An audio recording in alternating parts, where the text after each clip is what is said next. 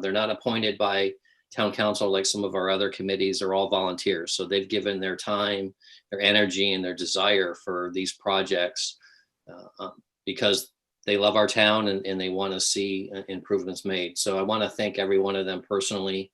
Amanda Brown, who's on, wave Amanda. Madeline Blake, she's got her picture up there. Lori Blackwelder, I know she's on, but I don't see her face.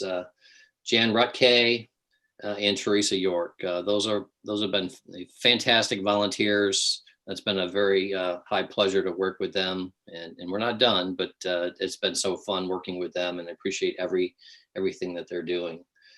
So the reason we came together a couple years ago was to create a vision around establishing a full network of safe pedestrian access within the town.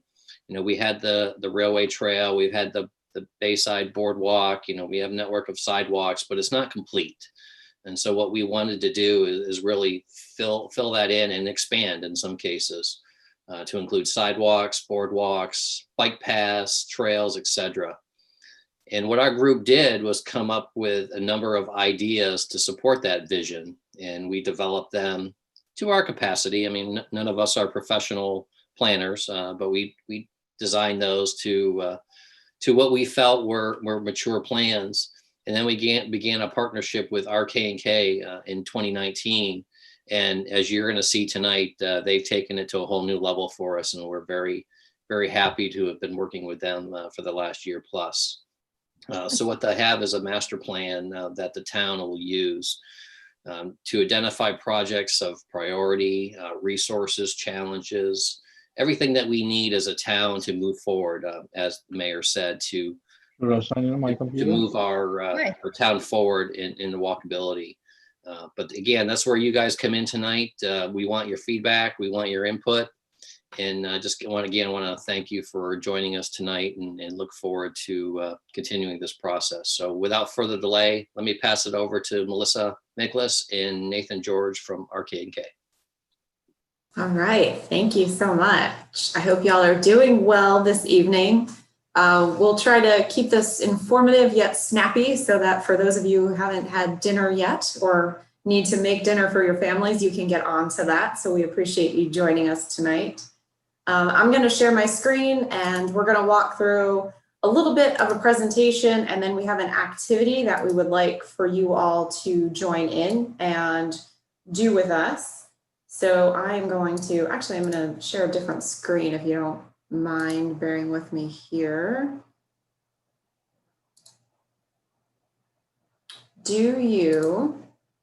I will do it the virtual learning way, since I've been doing that with my niece and nephew. Do you see a beach with rocks, thumbs up, or do you see something with you do? It won't let me switch. Okay. Well, we'll just do this.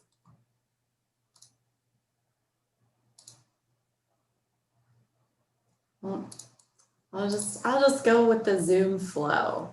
So now do you see thumbs up for a beautiful sandy beach? Okay, all right. So we're gonna do, like I said, just a short presentation for you guys, just bring you up to speed on the things that we've discovered and what we've been doing along the way. And then we are going to put a link in the chat for us to all do a collaborative activity. So while we're doing this collaborative activity, if you are on your computer, that's fantastic. You can join along with us and move sticky notes around and dots and things like that. If you are unable to do that because maybe you're on your phone and it's a little clunky, then we'll make sure that we kind of have you guys raise your hands, or we'll go around the room and make sure that we can facilitate getting you guys your prioritization opinions on our map that we're going to have. So I thought I would just introduce Nathan and I a little bit. I'll let Nathan introduce himself in a moment, but so I'm Melissa Miklas, and I kind of have made a career out of this whole active transportation.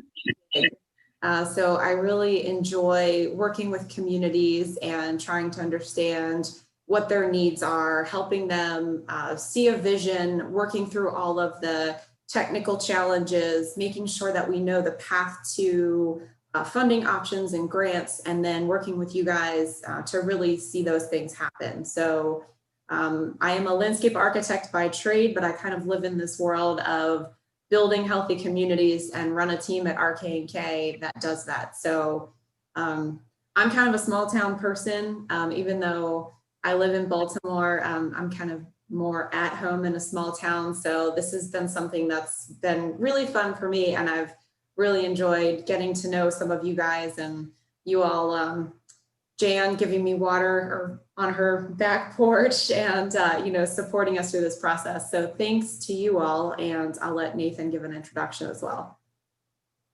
You guys can hear me? Thumbs up? Thumbs up. All right. Hi guys, so I'm Nathan George. I'm the bicycle and pedestrian practice leader for RK&K, and that means that I focus on projects that are very specific to the topic that we're discussing this evening, networks of bike lanes and pedestrian facilities, trails, sidewalks, that sort of thing. I have been doing this work with RK&K now for almost 5 years, and before that I worked in the traffic engineering side of things. So I focus a lot on pedestrian and bicycle safety. That's really a core focus of the work that I do, is trying to not just provide these facilities, but also make them better quality and safer opportunities for people to get around on foot, by bike, or by transit, and make sure that you can make those connections safely and as comfortably as possible. So that's a big part of what I do, and the lens that I look at these projects through, and have done that, throughout the region. So I've seen a lot of different contexts. Really enjoyed getting to take a look at the town of Chesapeake Beach and some of the opportunities that you guys have to really create a great network in your town. And I look forward to sharing some of that with you guys this evening and talking through what sort of drives you guys, what your ambitions are to accomplish in the coming years. All right. So moving right along, I kind of already shared this, but the things that we're going to present on is just to kind of recap and show you all where we started as far as vision and goals. And then within your plan, you have several chapters. There's an intro chapter, one that covers existing conditions, public engagement, and a summary of that. And then it gets into recommendations, which I'll show you an overview of. And then we'll have an implementation chapter that phases your projects, gives you an idea of funding sources, etc. So I'm just going to show you one chapter, but as we finish the report, that will go out to everyone so that they can take a look at the report and see what's happening. Now, for those of you who know that you've been working on a comprehensive plan at the same time, I just wanted to let you know that we've been coordinating with that group and making sure that our vocabulary is similar. We're making recommendations that complement one another. So we've definitely been very cognizant of linking into that planning effort so that your implementation steps are really aligned moving forward. So then I'll give you a broad overview of the connectivity network, and then we'll jump into an exercise where we'd love for you guys to tell us which projects you would enjoy the most. And so you may have already seen that on the boards that Holly put around town, and you may have already participated in the SurveyMonkey survey, and that's completely fine. So if any of you have already done that, feel free to join in the conversation. If you don't want to move your sticky notes around because you've already voted, that's fine. But we'd love to have you guys hang out with us for a little while. So let's get into some of the components of where we started when we first met you all and started working together. So Nathan. All right. So first we wanted to highlight kind of the background of where we started so we can walk through the plan that we've developed. So first is the project purpose, vision, and goals. It's really important when we get involved in any kind of project like this. We want to make sure that we're framing the deliverable around what it is that you guys are hoping to accomplish. So just reiterating for everybody on the call what it was that we heard from you and how that informed the plan, which you'll see in a few minutes. So first, the vision and inspiration. So that's to implement a connected network of walking and biking facilities, spurring transportation and recreation benefits, and fostering a sense of community pride. which is really a core of developing a connectivity plan, just trying to frame out exactly what that means and what some of the components are. So the goals of the plan to enhance access, safety, and placemaking. You'll see some examples of that as we walk through the specific recommendations. And all of this really helped us frame our recommendations. Next slide. So we knew there were needs. We heard that from you initially, and then getting into the weeds, we started to focus on what are some of those challenges that you might face and how we could address them with design. So there's a list of things here that are pretty common needs. A couple that I would highlight: safe connections, making sure that we can get across the street safely. That relates to having that pedestrian-friendly main street that we heard about for Maryland 260. Looking for having that complete and connected network. Community branding, making sure that we take thematic elements that the town's already successfully accomplished and using that, embracing that sort of culture to create a common brand that everybody can recognize. So it's very clear that this network is part of the overall town network. Placemaking and design elements, those are common themes with that. And then also making sure that we provide safe crossings of Bayside Road. So you'll see a lot of these elements as we get into the specifics of the network plan. Next slide. When we get started, we're always looking at what are the constraints in an area, and there are a lot of considerations in Chesapeake Beach, of course, because we are in an environmentally sensitive area. So just wanted to highlight that we were keeping in mind all of those constraints, the natural heritage areas, any area that we have any rare and threatened endangered species, keeping in mind the presence of federal lands, and then wetlands and resource conservation areas. So we have a lot of considerations there with what we can do with the land, what it requires in terms of permitting to implement any of the improvements that we recommend. So having a sensitivity to what those requirements are help us make pointed recommendations and help you move projects forward to implementation.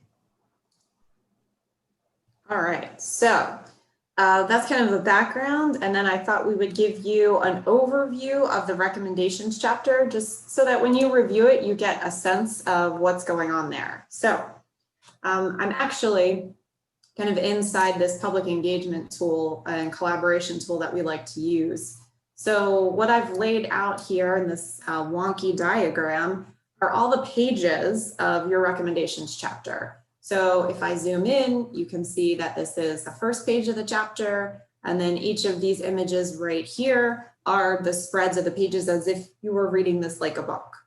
So to give you just a quick overview, and like I said, I'm not gonna read this to you. This is not story time. It would take a really long time to read this chapter to you. But essentially what you have within this core of the recommendations, which is what we've kind of distilled from chatting with you guys, is we have an introduction, and it presents the philosophy of building a network, which I'll zoom in on in a second. It goes through a series of design guidelines. This was pretty critical in aligning with the comprehensive plan, so that as you develop places within town, you have some guidelines that say, hey, if there's going to be a restaurant here or a shop or a series of them, we need to have pedestrian space. We should have shade trees. We should have wayfinding. There should be bicycle parking. So it's all of those design guidelines that don't really fit tightly into a package of a recommendation right now, but can really set you up for success in the future. The next section are the overall network facility recommendations. And so that's going to be a map that shows you, hey, let's put this facility here. Let's put a new trail there. Let's do a neighborhood greenway here. And so that's where we're going to get into prioritizing and you sharing the projects you would enjoy the most with us. And then we have a series of project cut sheets. So I'm going to zoom into a couple of these pages really quickly. You'll see me later kind of go over this map, but in brief, when we talk about connectivity, and if you've visited the boards that Holly posted, you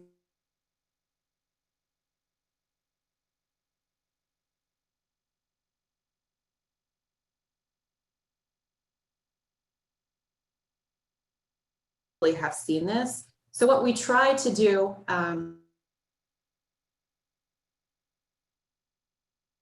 really just think about you'll see a dark blue line here on 260 and 261. And in some of these little. Melissa, this is Holly. If you can hear me, you're getting a lot of interference. Might be losing bandwidth.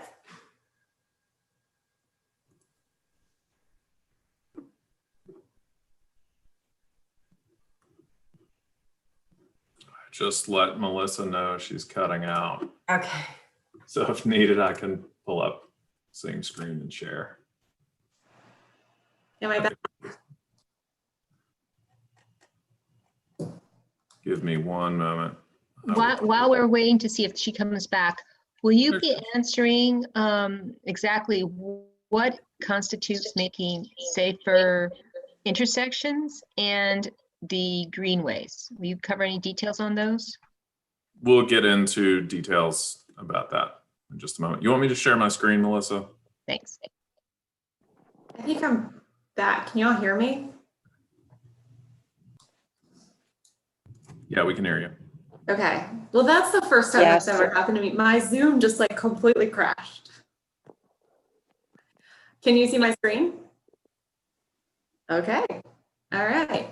Thumbs up. Okay. That was the first time for me as total Zoom crash. All right. So I was saying something about a connected core. So in our network, what we have is a connected core. And then in our shade of lighter blue than our very dark blue, we have what we're calling enhancing neighborhood mobility. And then we have our lighter blue, which is our expanding recreational amenities. So that's just a way of philosophically thinking about how to connect a community. It's not assigned to a particular facility type. It just says, hey, you know what? We really need to connect the dots, and this is where we're going to connect the dots. So then you will see in the recommendations chapter how we start to talk a little bit more about what that looks like and how that relates to the design guidelines that we've created.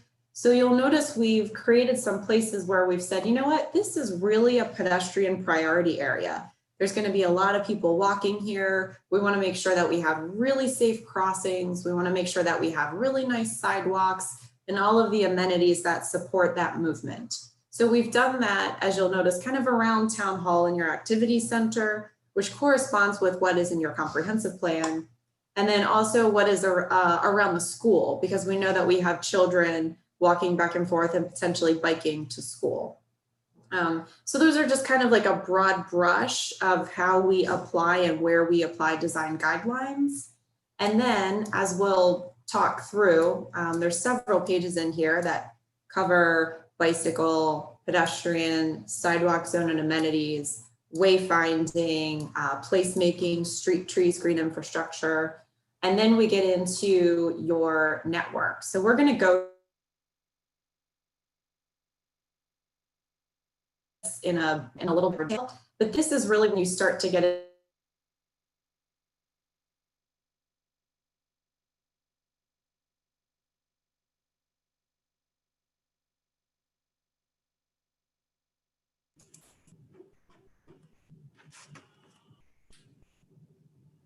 Later.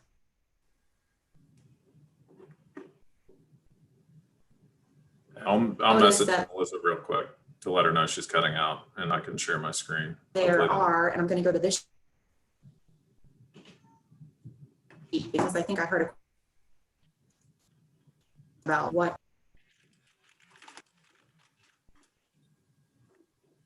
You guys can just bear with us 1 minute. I'll bring my screen up.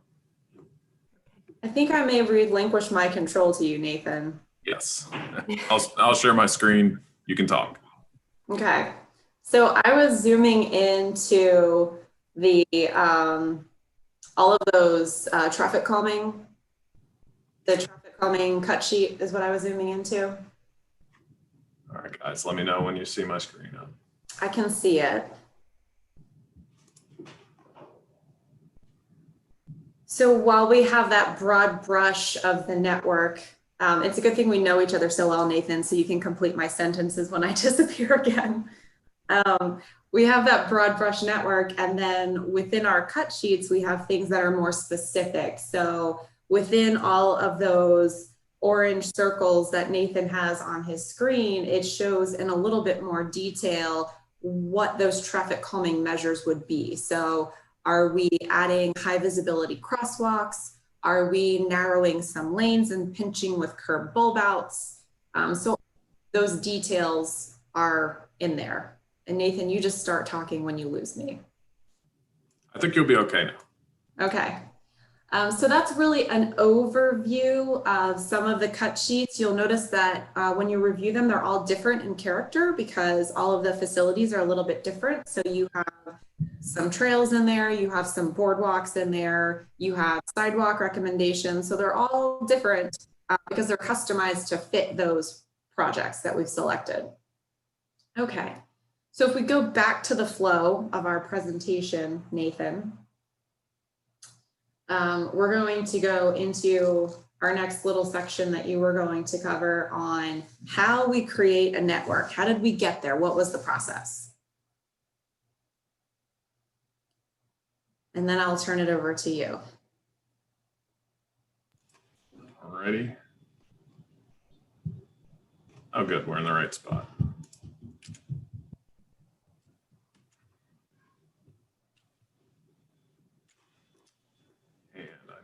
Just need. So if you push the second button over. Got it. Yeah, and then you can hit the present. All right, you got it up correct now? Yeah, I see the, yep. And then you can go, yep, keep going down. Oh, you were there. All right. All right, so we're going to go through your network. And the process that we used to develop the proposed network. So first up was taking a look at the assets that you have in your area. What is it we're trying to connect? So you notice here on the screen, there are some really great assets. You've got some sidewalks, you've got some boardwalks, and those are really fantastic amenities, but they are a little bit disconnected. The whole purpose of this project is to figure out how to tap into those assets and really take advantage of what you've already done in the town.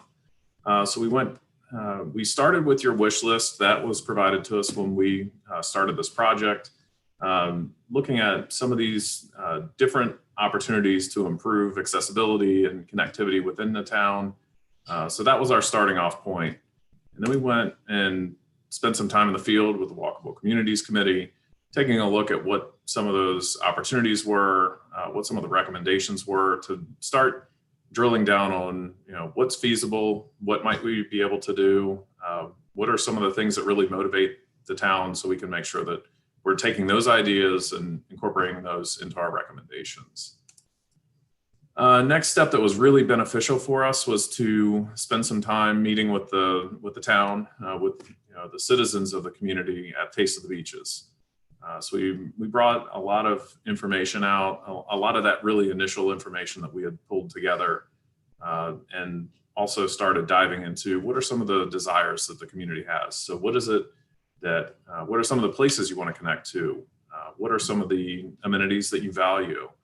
So we went through some voting exercises similar to what we're doing tonight to try and start understanding what the requests were or what the most important needs would be as outcomes of this process. And so the outcome of learning from you what some of those amenities would be, and also where we needed to look at in terms of connectivity, we were able to then take those that direction and use that to inform our field work. So we went out a number of times. Melissa and I spent running around on the hillsides and checking out the places that required you to wear boots, but looking at some of these opportunities, where are places that we could walk to if we had those new boardwalks or new trails. What are some of the safety concerns that you have when you're walking across town?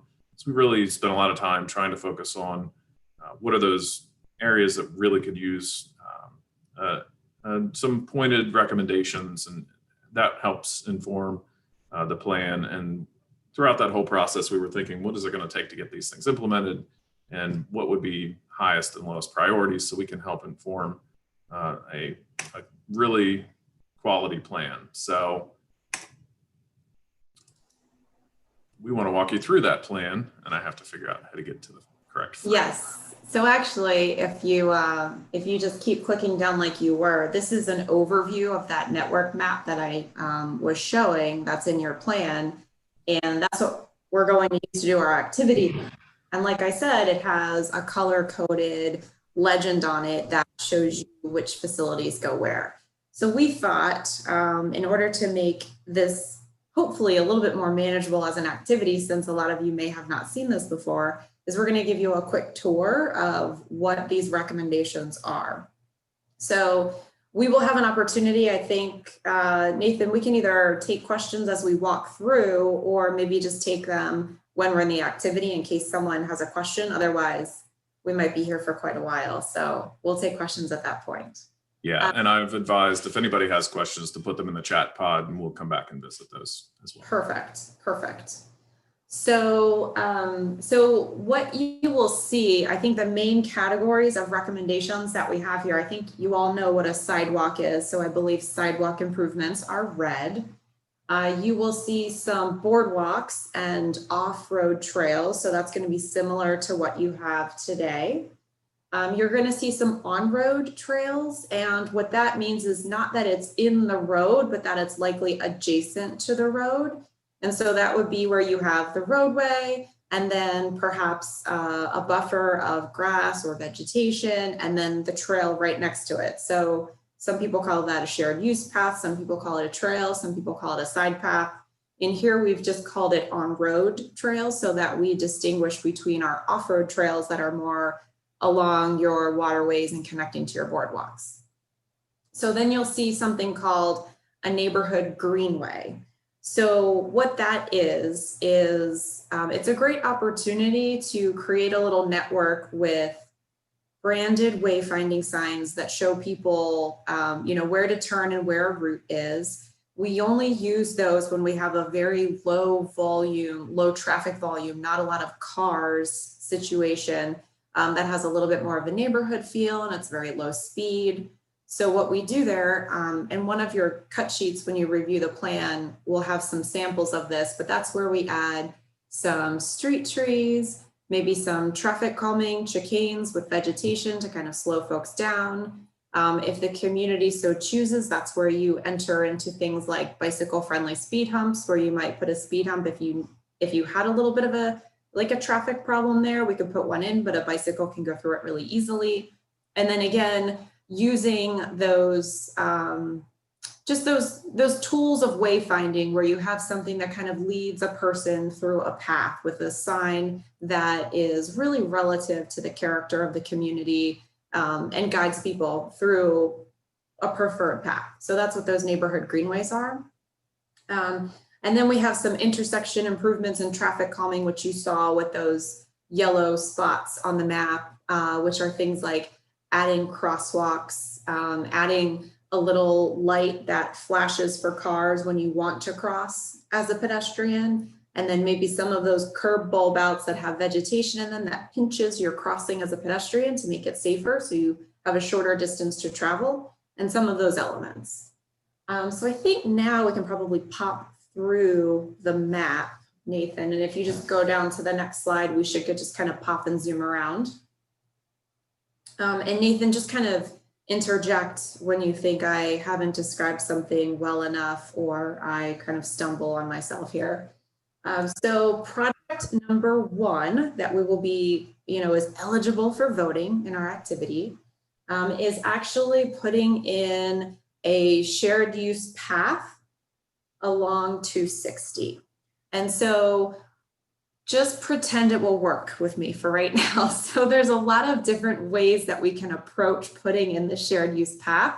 There's different methods for maybe borrowing some of the pavement that already exists, putting it next to the roadway. So pretend you don't have a lot of steep slopes. Pretend we have space with me right now because this is one of those projects that we'll be coordinating with SHA on. So it's kind of a big idea project, but we wanted to put it in this plan so we had the opportunity to work with SHA to provide the connectivity. So that's what number 1 is putting in a shared use path so that we can walk and bike comfortably along 260. Did you want to add anything to that, Nathan? I'd just say we commonly refer to this as a road diet opportunity. So it's really about finding that balance between what it takes to get people in and out of town, honoring what's going on in terms of emergency access. We understand that you need to have an egress to get in and out of town, but priority to get out of town. So those were all considerations that were discussed in the specifics of that recommendation. And then there are more specific recommendations in terms of the streetscape, changing the environment when we get into town where it is currently 2 lanes. That's great. Okay.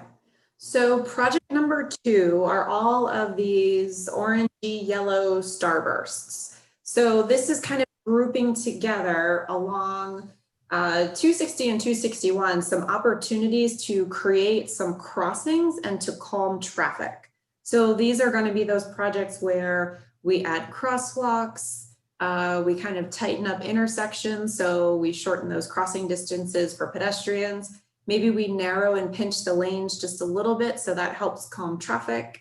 Perhaps we put in some bulb outs with vegetation so that it looks lovely, but it also, again, has like a little pinch feeling, so it helps slow down the cars on the roadway and allows bicyclists or pedestrians to cross. So that's what we're looking at there. I would say significantly as far as crossings go, we're looking at something around improving the one around the firehouse, adding a crosswalk near Town Hall, and then adding a crosswalk around where Jan lives, kind of around that 16th area so that we can get across from where Jan lives over to the side where the boardwalk is. So it's kind of our east-west connection there. Anything to add on that one, Nathan? Oh, I think we're good on that one. Okay. All right. On to number 3. So number 3, so you have, let's see. So you have boardwalks. Let's make sure everyone's muted. Okay, so we have our boardwalk that kind of comes up along the marina and then a sidewalk connecting there. So the idea behind number 3 is actually going to be a trail that connects that all the way around Kellum's Field and into the neighborhood. So right now you're kind of walking through a parking lot. You don't have a way as a pedestrian to like a designated pedestrian space or bicycle space. So this project is going to be to put a trail around the field, connect up into the neighborhood, and then connect to your town hall. So that's number 3. So number 4 is actually a super cool opportunity. So Harbor Road is a little access road that goes back to a utility for the town. And right now it's gated off and you can't, well, you can if you wanted to, I guess, but it's for vehicles, maintenance. But what's cool about that is if the town plans to move that utility, which it may, then we have a great opportunity to convert that road into a trail. And partially because I took a picture of it and it looked like a trail to me. So it's kind of fantastic if we add some benches and maybe some overlooks along the waterway. It's almost like we have a ready to go trail right there. So some of the things that we'll work through on that is how to connect up into, I keep saying where Jan lives because I know where she lives, connecting up into kind of like 15th, 14th, that area there, and then also connecting to the school. So that whole project, those components will be converting that road and then connecting up into the school and into the neighborhood with that project number 2 crosswalk that will go over to your boardwalk. Any additions on that one, Nathan? Okay. All right, so on to number 5. So number 5 is almost like it's already there in a way. So as you come into the neighborhood here and you go down Stansbury and kind of like reach out into the neighborhood, there's already a couple little traffic calming measures there. But I think what we could do here is turn this, just kind of heighten that experience of neighborhood greenway that I described, and perhaps add some wayfinding signage so that it kind of completes some loops, so that you know, like, hey, if I'm on this new project number 1 and I want to get down to my trail system, we're going to take the existing bike lane on Harrison, come down into Sandsbury, and then connect into the trail world. So that's just a little bit of traffic calming. There's already some chicanes in that neighborhood, and then adding some wayfinding signage. All right, on to number 6. So number 6, you'll notice that there's a couple projects that have an A and a B to them that are different colors. It's because we wanted to package those 2 projects as one. So if you were going to write a grant, we feel like you would just go after that all together. So 6A and 6B are really doing near the school, kind of coming across with that neighborhood greenway idea on D Street, and then connecting into where there is an existing stream corridor. So perhaps building an off-road trail through there to connect down into the neighborhoods to the south.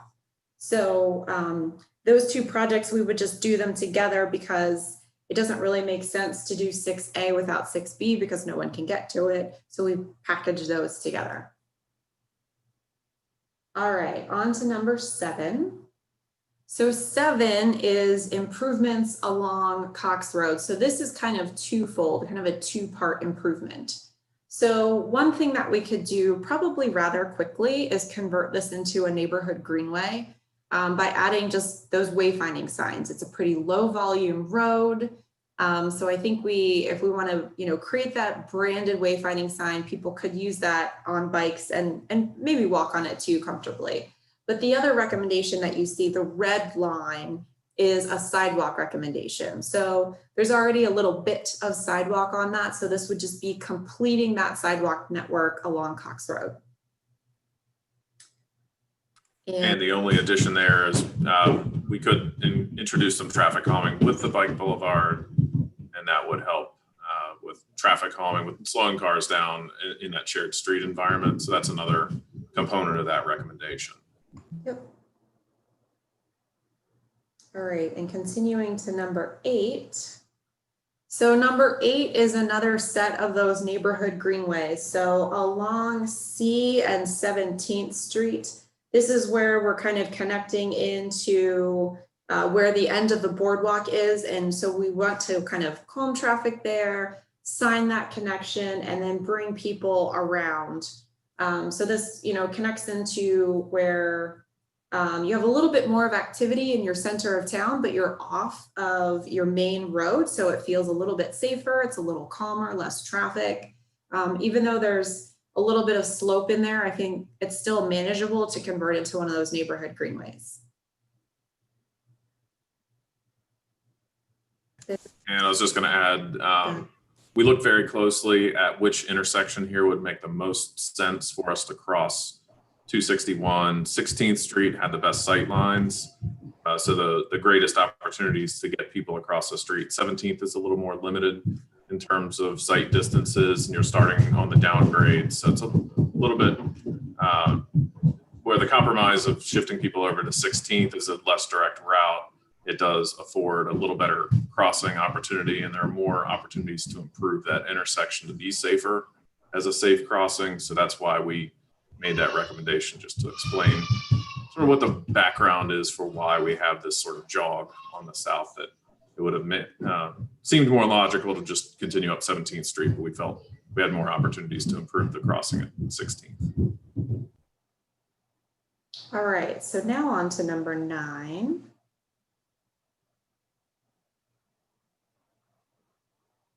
All right, number 9. So this is converting this neighborhood into kind of a network of neighborhood greenway.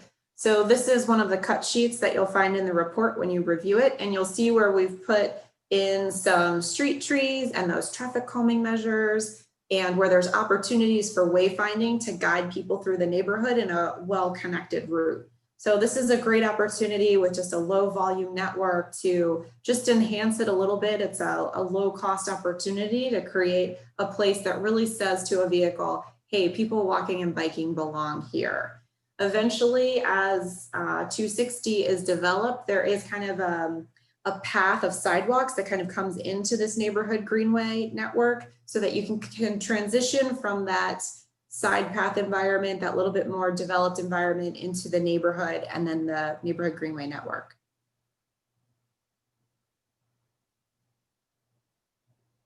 So number 10, we have this red line that says sidewalk right now along Old Bayside Road. So this project really requires a lot more exploration. There's a lot of stuff going on here. So we know it's really important to get people to the school safely.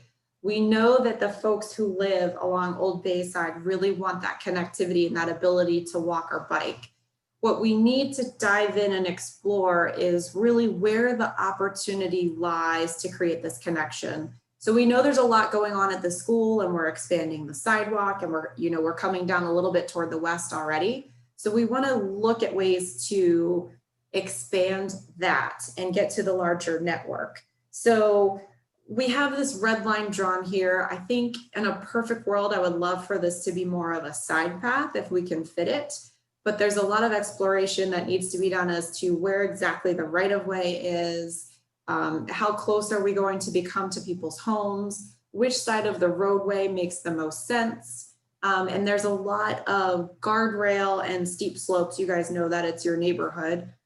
So there might be some boardwalk that has to be built in there, kind of like you have already where there's sidewalk and you have to have a little bit of structure to support it where there's a steep slope. So this is definitely one of those things that I think is going to take some time and exploration to figure out how this is all going to work out. So if we all love this recommendation, it's one of those things that's probably going to be a longer term recommendation because we need some time to explore, do some discovery, and figure out how to really make this work for you all. Nathan, did you have anything to add?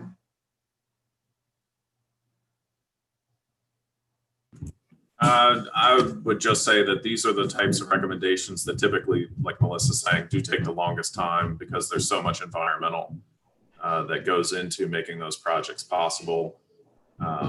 Certainly tying it to connectivity to the school is an opportunity to pursue some funding sources that may help accelerate that process, but it is the kind of improvement that does require a lot more cost and a lot more time to get it implemented. So just making sure that everybody understands the timetable that takes. Pardon the running of the bulls going on above me. But so everybody can understand the timeline that it takes to get these sorts of improvements. It does require a bit more effort to get through that whole environmental review and permitting process on a project like this. And Melissa, before you move on, could you just take a minute? We have a number of people who are asking about some of the terminology you're using, like Sure. greenways. And could you just explain some of that so everyone's kind of on the same page as we continue on? Sure. So when we're saying neighborhood greenway, I think, Nathan, if you don't mind popping out of here and just jumping back to our pictorial legend. So a lot of times a neighborhood greenway, it's not a separate trail. It's where you may be walking and biking in the same space as a vehicle. We just have a lot of traffic calming, like the chicanes that I was talking about, the addition of street trees. There might be bike boulevard or shared lane markings on the street. Why this is great is because we use these on those low volume roadways where there's not a lot of cars. And it saves us from spending a lot of our budget on additional sidewalks. So we can certainly in the future add sidewalks to these places, but a lot of small communities we work in, they don't want to lose, some of their front yard, or they don't want to lose these beautiful trees that they have in the neighborhood. So this is a great way to, with signage and some pavement markings and some traffic calming, bicycle-friendly speed humps, if that's what the neighborhood wants. That's what neighborhood greenway is, because it's like using your roadway as a trail or a greenway. So I hope that helps. Was there another term, Derek, that you saw that I should touch on really quickly? No, that was really the one. You were speaking on a couple of projects. You mentioned the Okay. greenways, and there were some people asking about that. So Okay. yeah, I think that's good. I'll Great. keep And- monitoring it if need be. We'll. Okay, and we'll try to scroll through too when we get into the activity to help clarify some things. This next project's actually a really good example of what we're talking about. E Street is one of those very low volume streets. It's the kind of street where we would consider putting sidewalks, but there are very few homes on the street, and this is a connection over over to Fishing Creek. But that short section of E Street, you could provide the connectivity using the road environment itself. You don't have to provide separate sidewalks or put in a side path. And that's really a balance of, do folks in the community want to have those facilities introduced into their neighborhood, or would they prefer to walk in the street and have a trailhead at the end of the street? I live on a street similar to this, where we don't have sidewalks and people just walk in the street, and it's a matter of courtesy that drivers pay attention when they're around people who are walking in the street. They're not going anywhere too far or too fast. So it's really a balance of what exactly wants to be introduced on that road. That's something that can be further explored as you get into a design phase to decide exactly what needs to be provided for that short connection. But the more critical piece here is that longer connection of the trail. All right, so that's 11. Shall we move to 12? So 12 is just the expansion of additional boardwalk. So really just kind of completing that loop and giving just an improved experience. The exploration of this would kind of be like, at what elevation do we put this boardwalk? We know that there's some sea level rise coming, and so we'd want to plan for that. And so this boardwalk might kind of move up the hill a little bit in preparation and anticipation of that coming.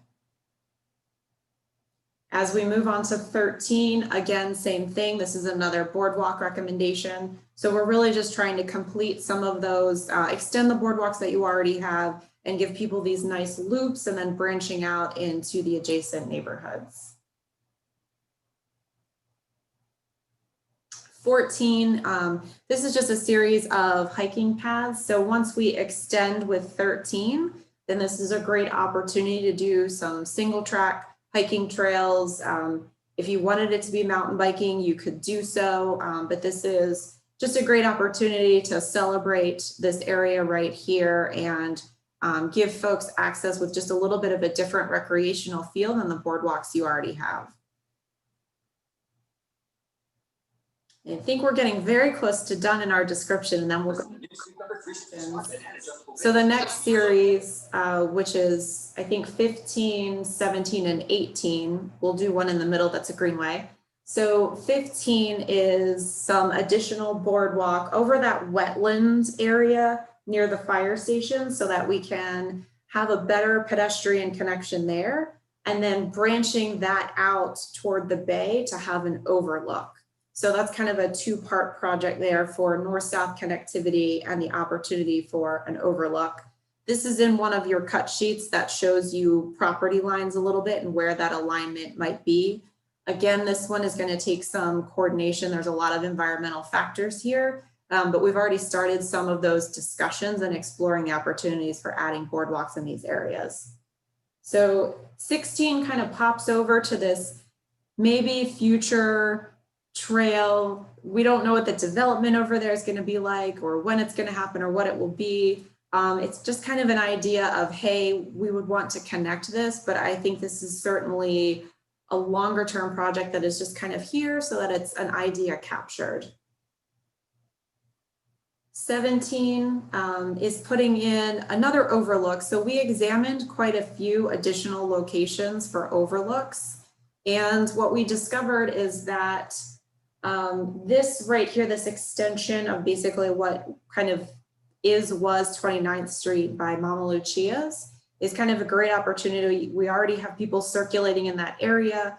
We certainly would coordinate with the folks at Mama Lucia's, but this might be a great opportunity to provide an additional deck and overlook for folks to enjoy. So that might come in handy for Mama Lucia's if people are waiting for a table, they can kind of hang out there.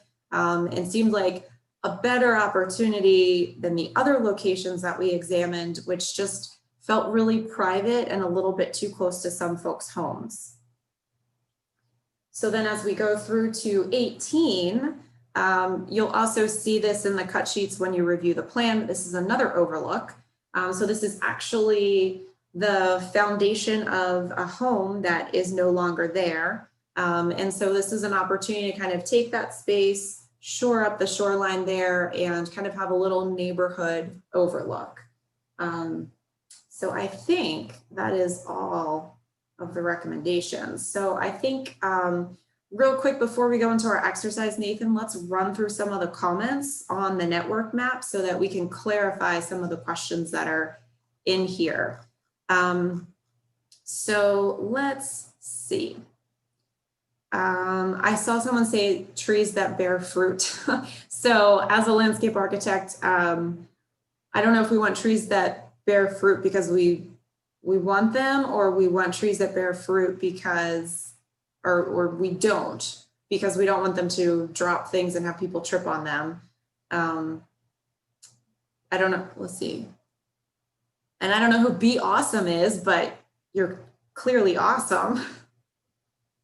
We can talk about trees as we get into design and what's appropriate for the context. Let's see. So number 5 in Richfield Station, they already have sidewalks. So wondering what would change. Yes. So that would be likely the addition of some wayfinding signage, perhaps improving those little chicanes that they have if we want to do that. This is more thinking about, Nathan, if you draw a loop in 5 to 12 and along 1, this is that opportunity to kind of sign a loop and to encourage folks to travel that path and to kind of give some folks some mileage if they're riding their bikes or walking. So I do think that that, like I said before, is just kind of already like naturally set up as a neighborhood greenway. I think the addition of signage, might be the only thing we would add there. Let's see.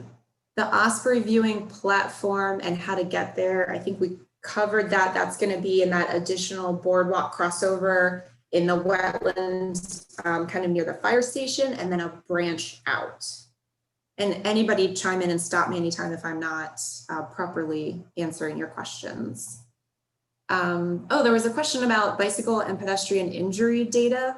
And that is something that Nathan took a deep dive into before we started, like way back. We can share the data that we have if someone is interested. I don't recall off the top significant incidents. Nathan, I don't know if you do. It's been a while.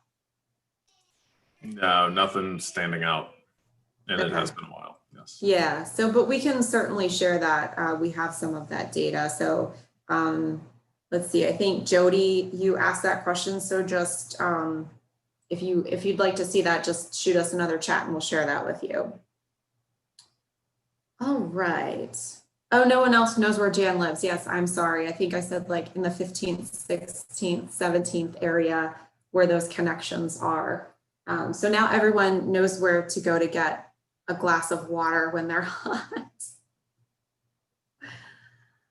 There's another question here about, does the town own or have easements in place on the properties that allow all of the connections? Were there any hurdles where the group wanted a connection, but there was private or other property in the way? I will say that as you go into the next step of feasibility of further feasibility and study, where you get into doing a survey so you know the boundary lines of properties, that will be further explored.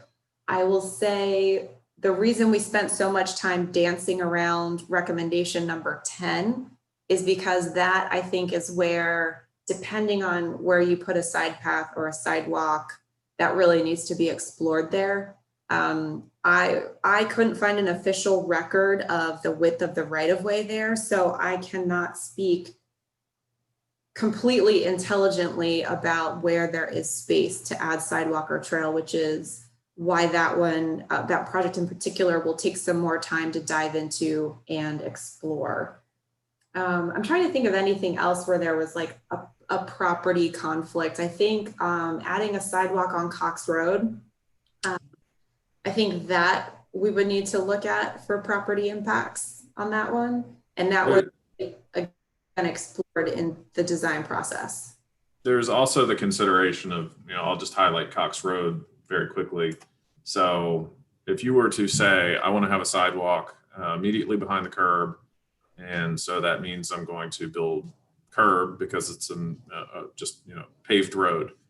That requires storm drainage. It requires a lot of additional considerations for drainage. So that's one option. But then you could also do a sidewalk that's set back from the existing road, maybe cut in some ditches so you deal with that drainage. So in any of these projects, we're looking at the network connectivity. So we want to have a sidewalk on this road from here to here, but at this level of design, we haven't specified what exactly that facility type is. So there are considerations based on what the design of that facility would be, will dictate things like, are we going to have utility impacts? Do we need to acquire right of way? Can we fit within the existing right of way? So there are opportunities to maybe value engineer whatever that facility would be to make it more constructible or lower the cost. So a lot of those considerations get explored as you look specifically at the feasibility of a specific project. We were able to look at some of the considerations in a bit more detail with this shared use path connection along 260. But even at that level, there are additional considerations that can't be explored without looking in a lot more detail at each specific facility recommendation.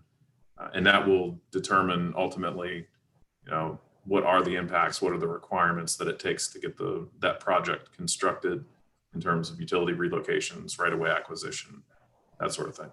And public stakeholder input, because that's a really important part of everything that Melissa and I do. Is, we understand a lot of times we go to people and suggest this is the improvement that's been recommended and hear from the community, I want or don't want a specific facility. And so that process is also really important as you move forward, making sure that each person who will be directly impacted by these facilities is consulted, and you build that consensus for is the sidewalk on Cox Road on the north or south side of the street. So that's another consideration that really does require a lot of additional evaluation to do the specific engineering to make that a possible improvement to construct. Yeah, and I would say that we're in the first critical step of getting you guys teed up for all of these projects, because a lot of times you can't get additional funding to build a project until you can prove that the project is in a plan that was adopted and lives somewhere. So as you're going after grant applications or asking the state for funding, they're going to say, is it in an adopted plan? Do you have did you do community input? What did the community say? So this package that we're giving to you is kind of this ready to go description for all of these grant requests, so that you can say, this is the project, this is what we want to explore further, this is how much money we want to explore it further, this is how much money we think construction will be, and yes, the community is aware of this, and this is, how we reached out to them. So this is kind of like, you have to do this plan step first so that you can go after additional grant funding, so that you can do a survey and get into final design so that you can construct the project. So this is kind of that first part of the project development process that we want to make sure that you all are comfortable with what we're recommending, and that we're recording your ideas so that it can support any of those grant funding or initiatives or state funding that you go after. We did get a question, Nathan, about the yellow line, and I believe that that's going to be, do you want to describe that project one more time?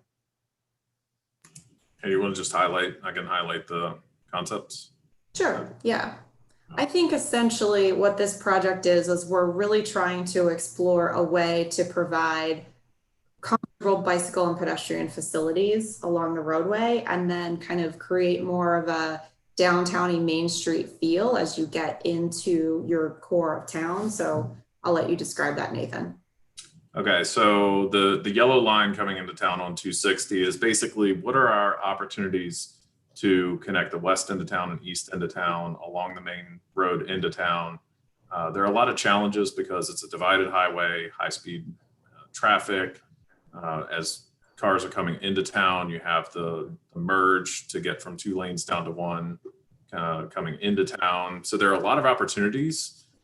You know, if you drive into town as a transportation planner, the first thing you're thinking about is how can I change this road to make it bike and ped friendly? It does not feel comfortable to walk in a shoulder on a road like that. So, you know, we looked at what were the different opportunities to make that a feasible pathway to get into town, and also with the lens of what does it take for us to get approval to do that, because this road is owned and maintained by the state. So we looked at 3 different alternatives to give you different tools to talk to the state about how we would change the road. One is constructing a side path adjacent to the existing roadway. So that would basically be, we're going to accept that there are probably some property acquisitions. We're going to have utility and environmental impacts, but we're not going to impact the existing road. So that's one option. That probably is the path of least resistance with the state. Option number 2 was to do a road diet, where I referred to this earlier as kind of repurposing the existing road space. So that would actually require taking a lane of traffic away. We're more concerned with the outbound movement because that is your emergency egress to get, you know, to evacuate. So the evacuation consideration would be a key consideration of not taking a lane outbound, but taking a lane inbound. And there would be greater opportunities to deal with traffic because we're at what will be a signalized intersection, or it may have been turned on by this point.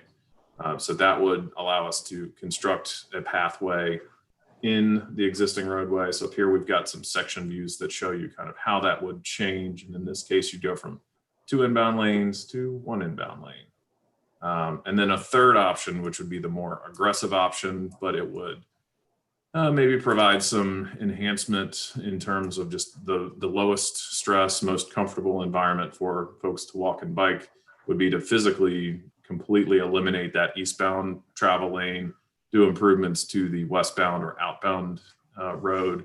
So effectively what we would do is transition all the traffic over from the inbound road to the outbound road. That would require a lot of additional consideration with the state of how would you make that possible. So there are number of opportunities to make that work. But effectively that would provide all the traffic over on what's currently the westbound lanes, and then the existing eastbound lanes would be converted into some kind of bike and ped or shared use facility. And that would give us the most opportunities to remove existing pavement. So it has a lot of environmental benefits associated with it as well.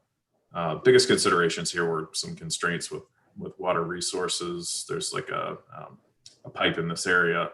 So that was one of the biggest challenges that we had of kind of what are the options to get folks in and out until we get into town. And then the in-town section above.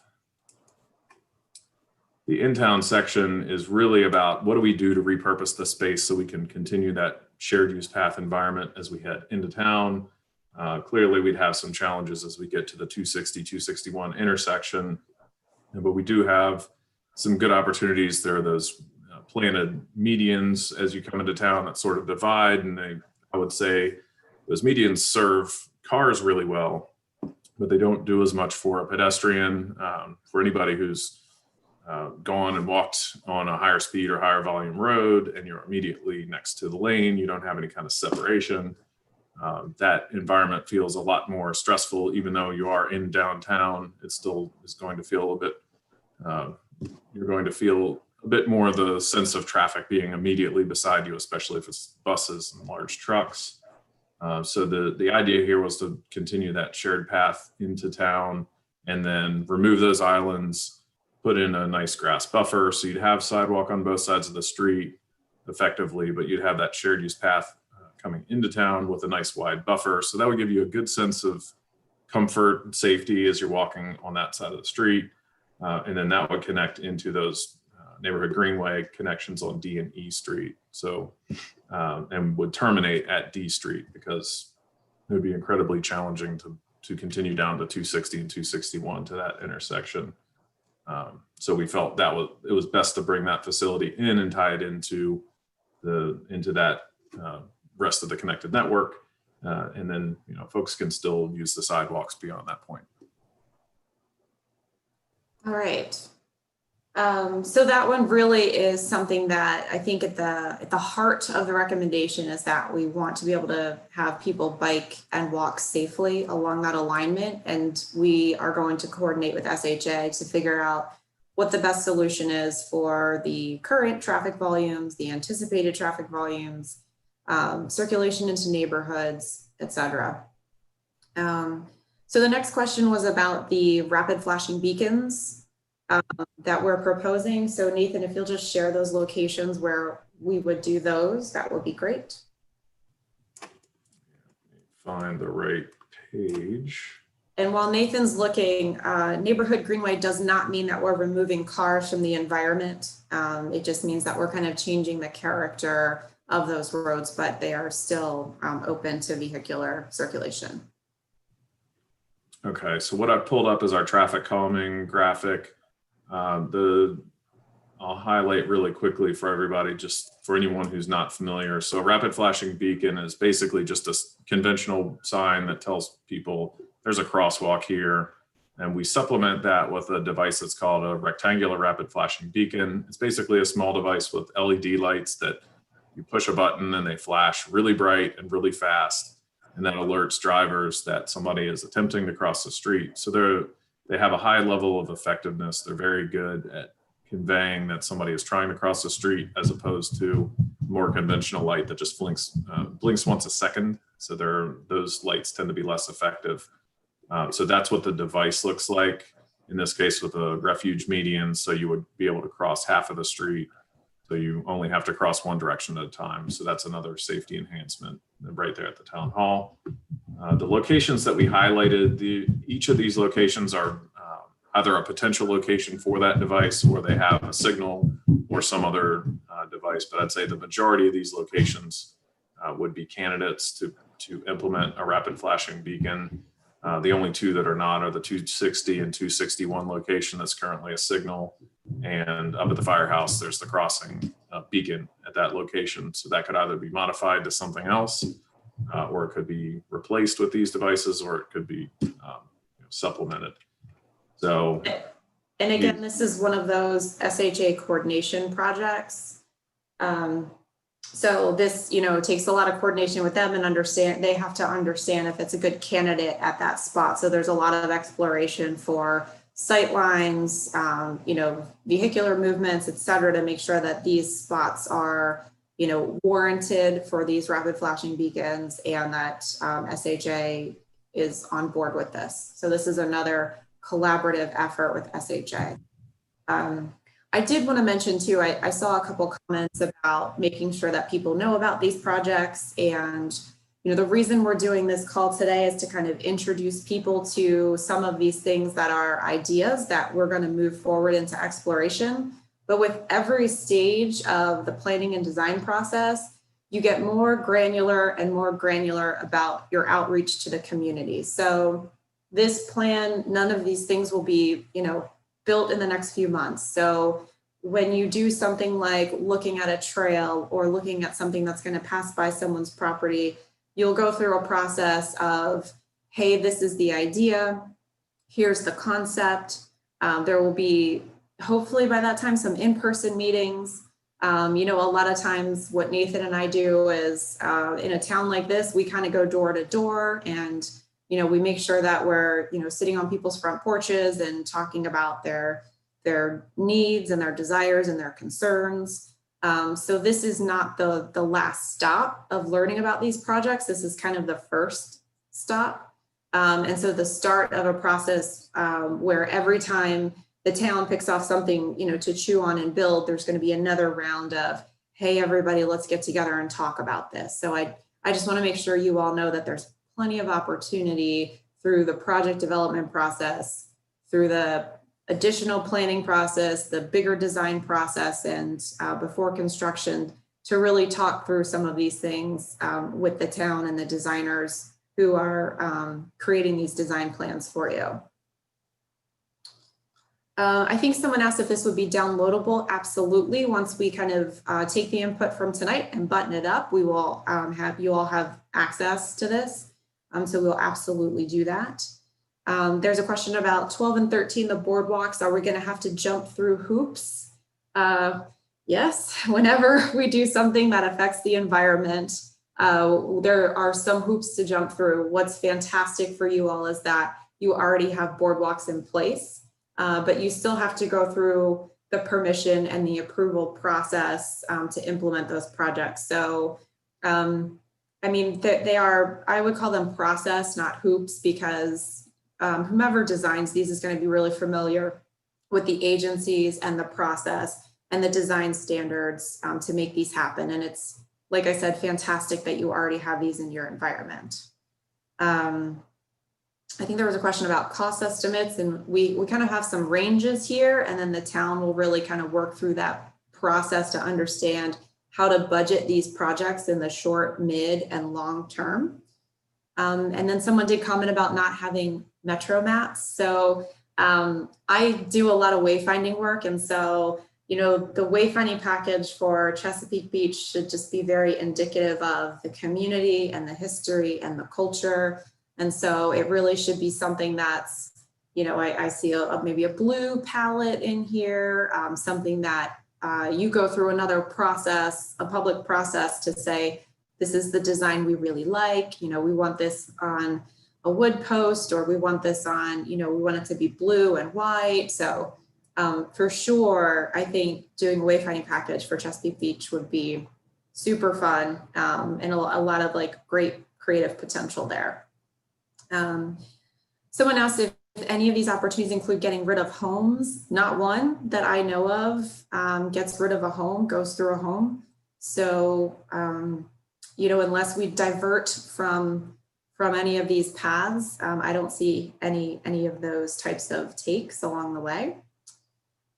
And there's still more and more and more, but I do want to do this activity with you guys. So I think what we'll do is we'll save these comments. We'll make sure that Holly and Derek get some answers out that we haven't answered if there's something critical. But I would like to try to do this activity with you guys really quickly. So what we are going to do is, if you're on a computer and you can click on the link that we are going to put in the chat, it will take you to what we have, we're calling a sandbox.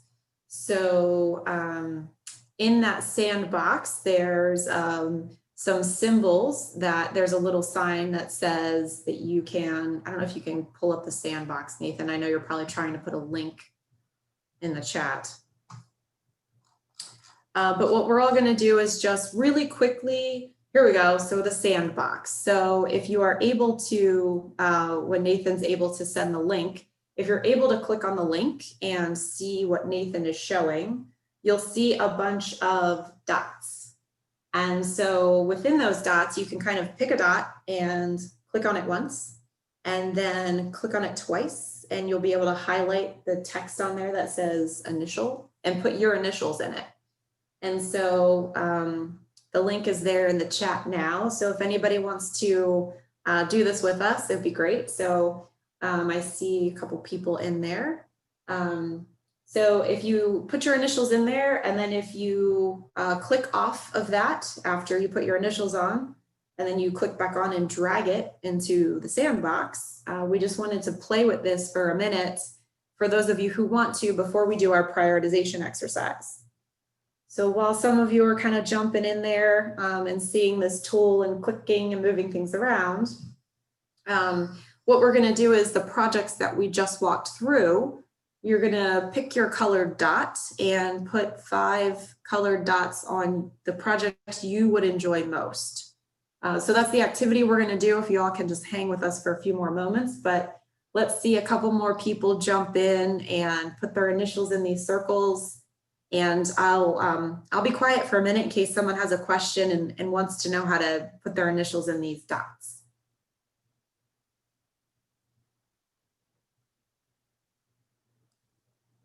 I see a couple folks in our sandbox. That's great.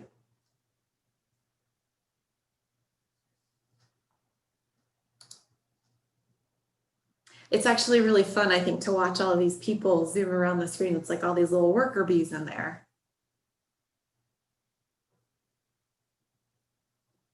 Very fun. There y'all are. I love it. I love it. I love it. Is there anybody who wants to move their sticker around who doesn't have a device that's working for them and wants our help? Does anybody want some help? So I'll explain one more time how to do a dot. So Nathan, if you don't mind zooming into one, if you have a scroll wheel on your mouse, if you're operating with a mouse, if you have an iPad, you can kind of, double finger zoom in and out. But if you want to select a dot, you just click on it one time. If you want to highlight the text, you double click twice. And then your little cursor will start flashing. And then you can select all or do Control A, and you can put your initials in.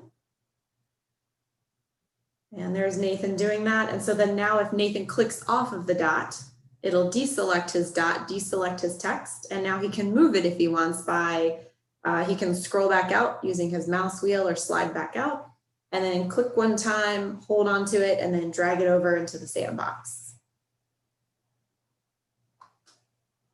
And I know it's a little harder with the iPhone. So Jody, if you want for me to place your stickers, let's make sure that you tell me which projects you want when we go over there, and then we'll make sure that you get your stickers on your projects. Does anybody else need a little help or want a little more time in the sandbox? Okay, all right. So if everybody kind of zooms out or pulls themselves over, Nathan, you can also zoom over and make everyone come to you. But there's a bunch of dots next to our map. So I just love watching all these little worker bees. So over on the map, if you'll pick a row for your colors, you should have 5 dots there. And I would invite you to put your initials on all of your 5 dots, and then put your dots next to the project that you think you would enjoy the most. Now, if you put it next to 2 A, B, C, D, or E, I'm going to just assume you mean all the 2s. If you put it next to 6A or 6B, I'll just assume you mean project 6, A and B.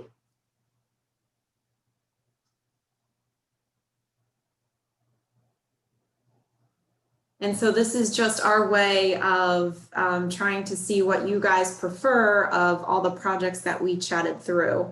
And then I'll just say that if you don't want to do this activity like this with us tonight, you have boards set up in the library, community center, and they will be in town hall on election day. And you are also can go to the town's website and you can see this board and another one with a description of the project process. And then you're able, which is the board there that Nathan is showing. And then you can use the SurveyMonkey via a link if you want to, and vote for your favorite projects there. So there's 3 ways to do this. If anyone needs help after tonight because they didn't get a chance to vote or they had trouble with the tool, please let Holly and Derek know. Sorry, Holly and Derek, I'm volunteering you. Let Holly and Derek know, and we can make sure that everyone's voice is heard. We want to make sure that everyone has an opportunity to give us this input. Yeah, and this is Derek. Yeah, I'm happy to help. You can email me, let me know your priorities, any comments, and I'll make sure they get captured. And also just want to mention there's a set of boards at Roland's as well. So at the shopping center, we put a set there. Thank you. Okay. All right, is there anyone that we can help? Is there anyone who wants to do it now and they want a little help? I'm happy to move your dots around for you. All right, Greg, if you want to unmute yourself, Nathan and I can get you a row of dots and get you on here.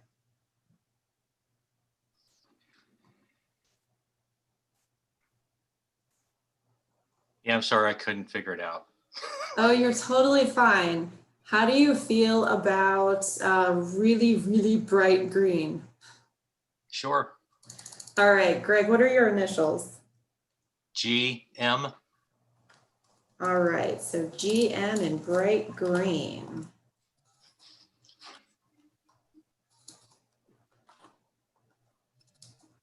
All right. All right, so you're all set with your initials, and what are your top 5 projects? Not in any particular order, but the 7 and 1. 7 and 1, you got it. Certainly the sidewalk for Chesapeake Village, but Okay.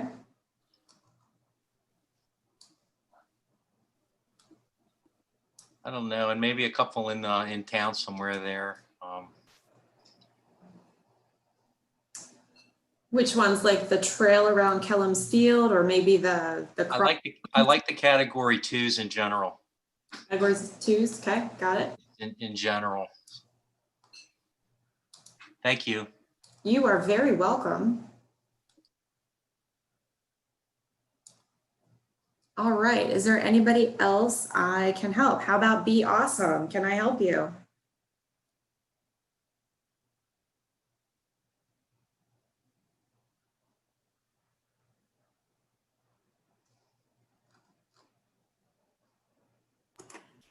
While we're waiting, if anybody has any general comments down here on the bottom, we put a box for general comments.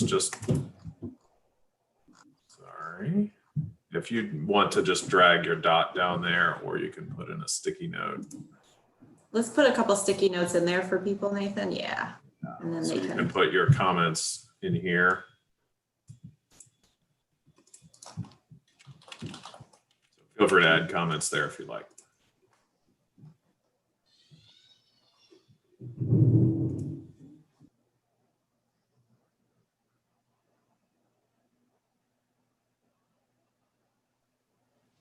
So does anybody want to unmute anybody else to get some help?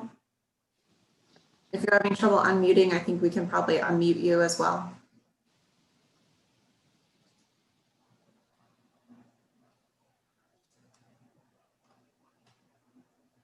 Trying to get this myself, but I'm not able to. Did you, I forget if you got yours on last time we met. No, you did it. I did it? Okay, well, I've got yours in the last time we did it, if you want me to save those. Oh, I want to change it, but I'll do it. Oh, you want to change it? Okay. I'll do it later. Nathan, could you put the initials in for her? And then, I have a what are your initials again? AB. AB. Alpha Bravo. Am I on mute? Alpha Bravo. Are you on that then? Yes. 1 second. Perfect.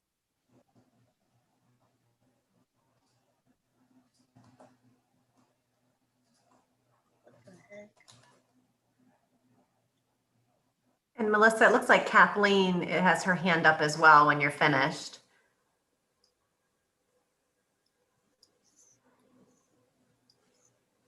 Sure.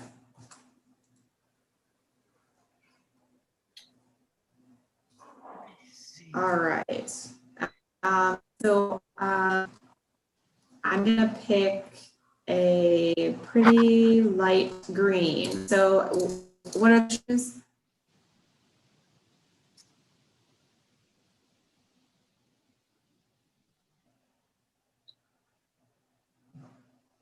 Kathy? Well, at least I can move it.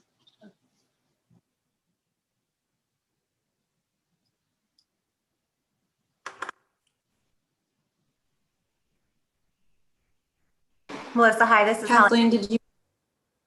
Oh, Yeah, am I unmuted? yes. Yes, you are. Oh, okay. Yeah, I had trouble doing, I could click on the little circle, but I didn't see how I could add my, my initials, so. Okay, well, I'll help you. What are your initials?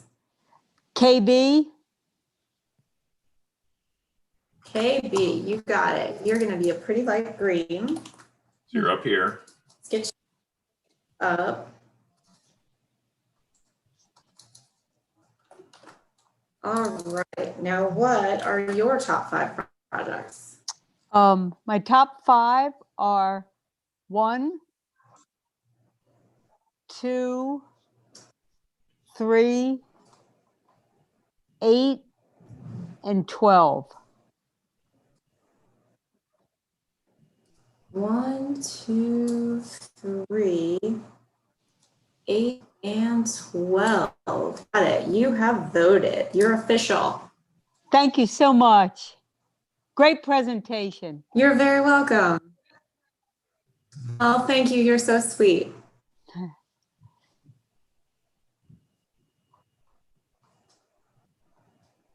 So I was just All going through right. the comments. One jumped out at me that I did want to highlight, if you're good with that, Melissa.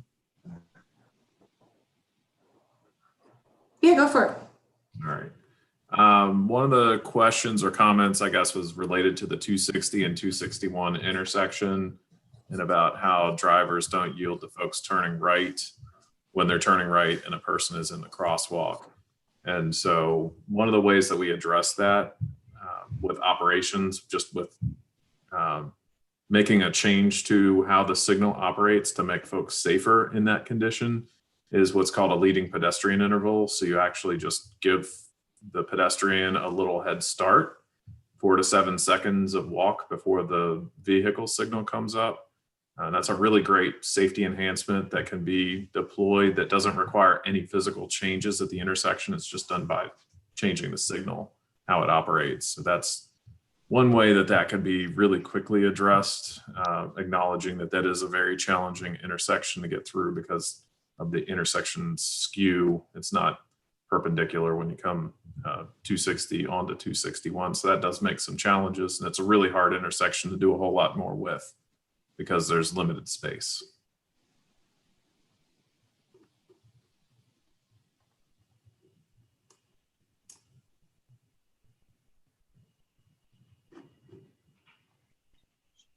I was not able to move my dots or anything, so I was wondering if y'all might be able to vote for me. Sure, Nathan, could you help with that one? Sure. Can I get your initials? YH. Let me- And are you ready? Give me one moment.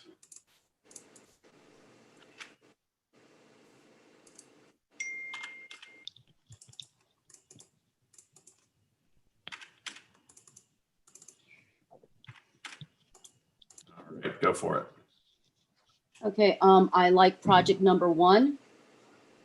Project number 2, the safe crossings, 3 and 8. 8. I did this, but I can't remember where I put 3.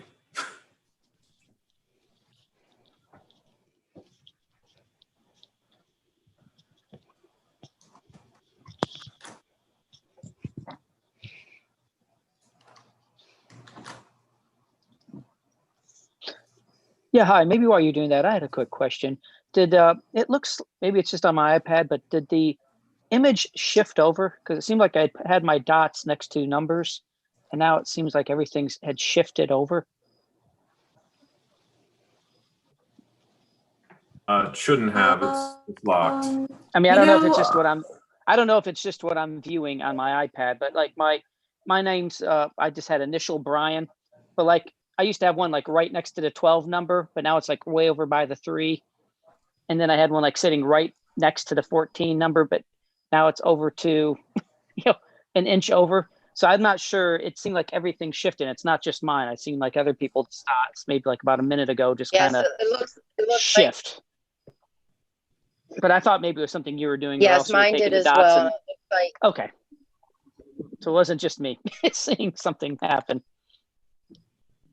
Yeah, it's possible some folks have grabbed other folks' dots So if you see your dots moved, feel free to move it back. We have the background locked, so you guys won't be able to move either of the images, but you could accidentally move each other's dots. Yeah, it looked like a lot of dots moved away from number 1, and they're like over by in between 1 and 16 now. This area right here. Yeah, like I said, it just all of a sudden it seemed like the back. I don't know if it was the background or something, but everything just kind of shifted over. But unfortunately now I guess my dots are like locked in place. I try to touch on them again, and it won't let me move them back to where they were. So I'm but seeing. maybe you can tell where they, but maybe you can still tell where mine are, because mine was basically all around the boardwalk area out in the Brian, wetlands. do you want to tell me where yours were and I'll move them? Yeah, sure. Mine was 14, 13, 12, and then 3, and then 11. So I'm seeing. basically all the things right around. I'm seeing So basically all the things right around the existing boardwalk trail. Did you have a 10? No, it was 12, 13, 14, 11, and then 3. So it looks like the 3 ones where it used to be. I used to have one over by 12, and then then 13, 14, and then 11s. Oh, and yeah, I guess that one, I don't know how that got over there at 10, but yeah, that must have been the one that was at 3. At 3, okay. So that's up here. Thank you. Certainly.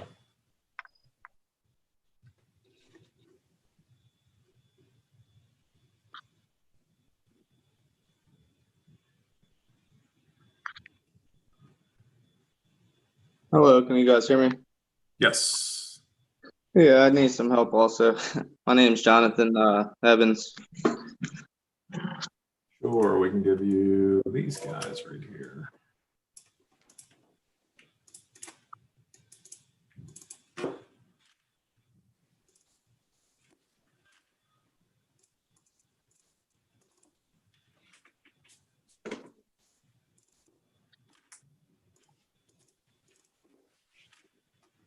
All right, go for it, Jonathan.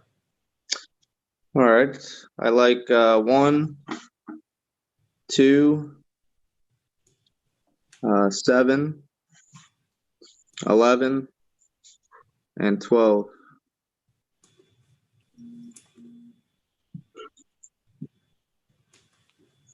I'm gonna remind myself, well, 7. Got it. Thanks. All right, thank you. Hi, I put mine down. I put mine down in the boxes at the bottom because I couldn't line them up with the numbers at the top. Oh, that's fine. We'll take that. That's how, if you vote at the boards, that's where you'll be voting. Yeah, I saw those, so I thought, well, this will be easier because I can't really line up with the other dots.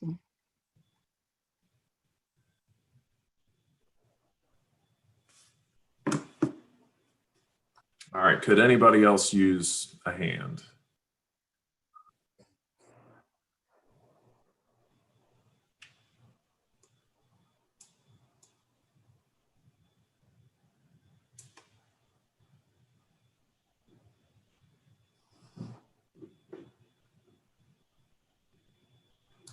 Okay, this is Amanda. Yes, you. Okay, I have my initial and I thought I could move it, but it's not moving for me. All right, I can place them for you. Okay. 2. Kellum's Field 3, right? Yes, Kellum's Field is 3. Okay, 3, of course, 10, 6. 6.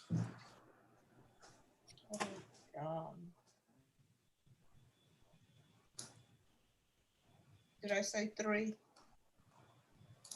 Yes. 6.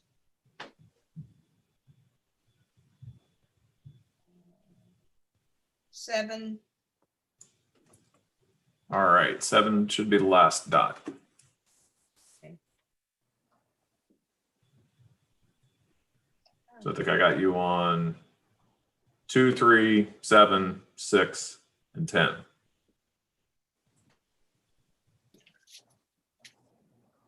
Thank you. Absolutely, happy to help.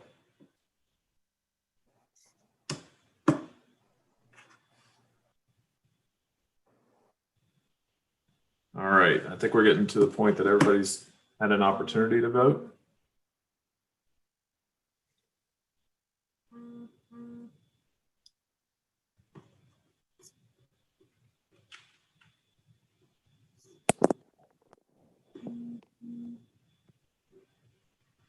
And Melissa's having some technical difficulties with her internet again.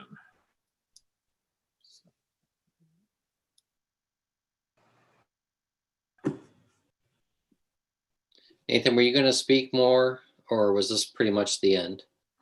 This is really the end of the exercise, and then we have just a real brief closing. Okay. So I can hop back over. So if anybody wants to continue working on the voting board, feel free to. We did want to highlight any key takeaways. So clearly we've got some consensus around numbers 1, 3, and then there's others that sort of rise to the surface, 13, 14. 2 certainly got some votes up here. And we'll be consolidating all of this information as we continue to get feedback over the next couple of weeks, so we get an idea of who's voted and where. I'll take us back over to the other board really quickly.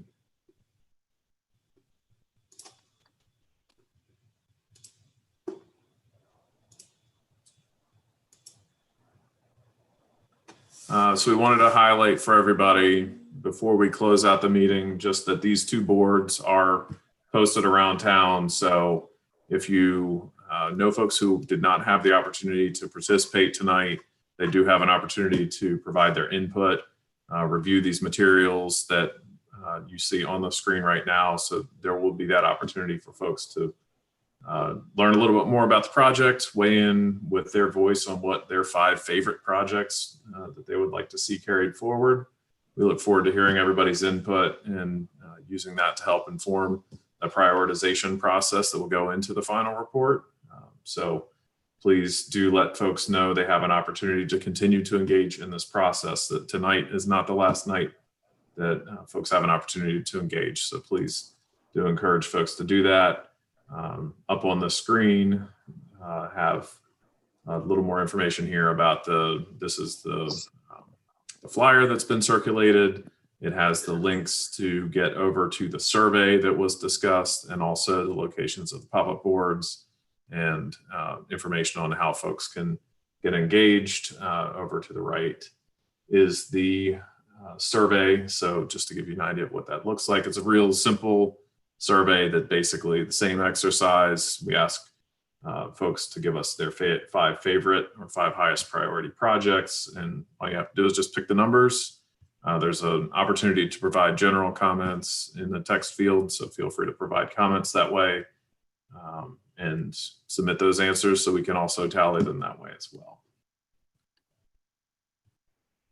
And that concludes the information that we had to share tonight. Melissa is, like I said, having some technical difficulties, but wanted to thank you all for your participation and listening into our presentation. We have really enjoyed working with the town on this project and look forward to finishing up and delivering a very fun and exciting network plan for you. And I can stop my screen share. Yes, thank you very And much. I don't know if y'all can hear me, but this is Melissa. I called in on my cell phone. Apologies for my technical difficulties, but this was a really great meeting. Thank you all so much for your participation.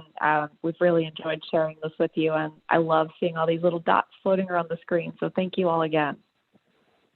Yes, thank you both. And thanks to those who made it to the end. There's 27 of us still on the call. We were up over 40 at one point. So really appreciate your participation, and know that this is being recorded as well. So if you have neighbors or friends who weren't able to join us tonight, they will be able to view this, and or you could review it again and look at some of the explanations a little more in depth and then make your choices. Remember, we've got the boards around town. We've got the online survey. And also if anyone wants to contact us directly to talk more, please reach out to me and I and our group will respond to you and take your input and continue to move forward on this project. So we really appreciate everyone and joining us tonight and look forward to achieving some of these results in our, hopefully our near future.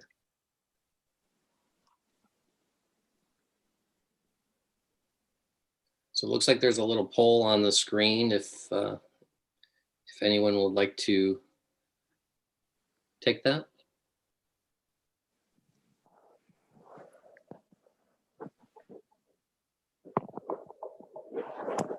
Derek, Yes.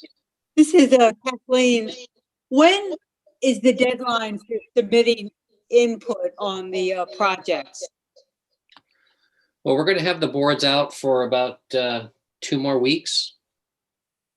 Okay. Because we want to take all this feedback and gather the data and move forward to closing it out. So we plan to have it out until, I believe, November 6th was what we initially planned. We'll take a look at our feedback again, both on the boards and online. And you know, if we feel we need more time to get more feedback, we can certainly do that. But tentatively, we're looking at November 6th. Great. Thank you so much. Thanks, Kathleen, for being on tonight. My pleasure.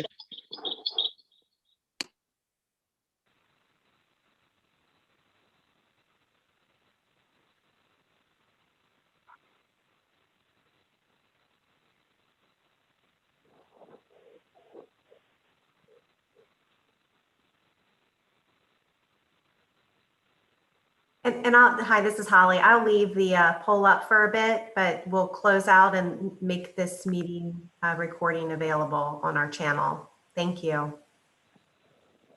Thanks, Holly. Thanks. Thanks, Holly. And we'll, in just a couple minutes here, we'll close out the Miro board so that no one can go in and cheat and move someone else's stickers around. Thank you. So thank you. Thank you all for being honest.